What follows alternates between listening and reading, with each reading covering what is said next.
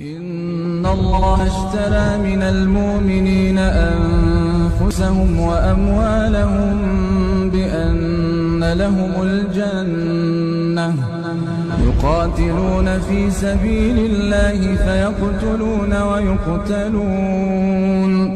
وعدا عليه حقا في التوراة والإنجيل والقرآن ومن أوفى بعهده من الله